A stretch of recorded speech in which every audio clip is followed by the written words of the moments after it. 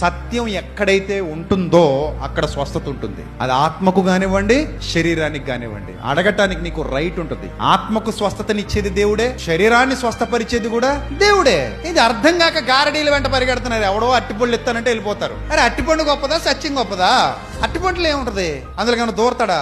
పరిశుద్ధాత్ముడు వస్తాడు అందులోకి. అట్టిపండులోకి వస్తాను ఎక్కడ ఉందా బైబిల్లో? కొబ్బరికాయలోకి వస్తాను అన్నాడా? మరి గుమ్మడికాయ పెద్దది కాబట్టి అందులోకి వస్తాను అన్నాడా? బుద్ధి ఎక్కడ పోయింది మంది? జ్ఞానం ఏమైపోయింది మంది? పరిశుద్ధాత్ముడు నేరుగా నీ హృదయంలోకి వచ్చేస్తానంటుంటే అలా కాదు ప్రభువా, నువ్వు నేరుగా రావద్దు ప్రభువా.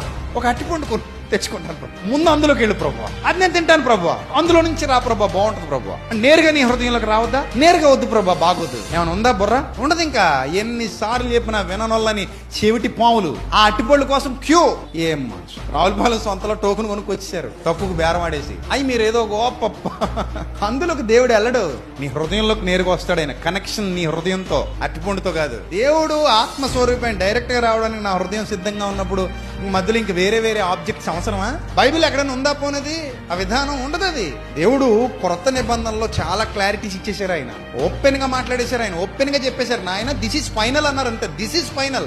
ఒకప్పుడు మందసం ఉండేది, మందసం కూడా తీసేశారు. బలిపేటాలు ఉండేవి, తీసేశారు. బలులు లేవు, యేసుప్రభు బలితో మొత్తం సమాప్తం. మందిరాలు ఉండేవి, ఇప్పుడు నువ్వే మందిరం, నీ దేహమే దేవుని ఆలయం. మీరందరూ కలిసి ఎక్కడ ఇద్దరు ముగ్గురు నా నామమున కూడి ఉందరో వారి మధ్యలో నేను ఉంటాను. అయిపోయింది. సింపుల్ పై అన్ని సింప్లిఫై చేసేసారు ఆయన. అంత క్లియర్ గా క్రొత్త నిబంధనలో క్లారిటీ ఇచ్చేసాక మనం ఇంకా ఏం వెతుకుతున్నాం? ఎక్కడో జలాలు ఇస్తారంటే ఏమి జలాలు రా నాయన అని అడిగానవి. జీవజాలంట. జీవజాలంటే వాక్యం రా నాయన.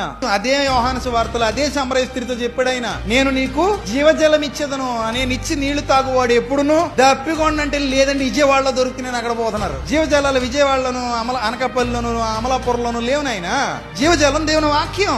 అది నీ హృదయంలోకి వెళితే అదే నేను స్వస్థపరుస్తుంది, అదే నీకు శక్తినిస్తుంది, అదే నీకు బలాన్ని ఇస్తుంది, అది నీకు దేవదూతల భద్రతా వ్యవస్థలో నిన్ను ఉంచుతుంది. నిన్ను హెచ్చించేది దేవుని వాక్యమే, నిన్ను దీవించేది దేవుని వాక్యమే, నిన్ను ఆశీర్వదించేది దేవుని వాక్యమే, నిన్ను ఫలభరితమైన స్థితిలో నడిపించేది దేవుని వాక్యమే.